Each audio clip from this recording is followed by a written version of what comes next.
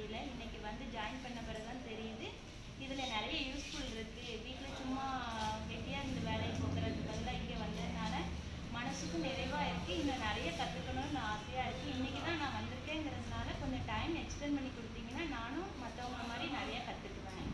Thank you. நான் வந்து கோரம்பலத்திலிருந்து வரேன்.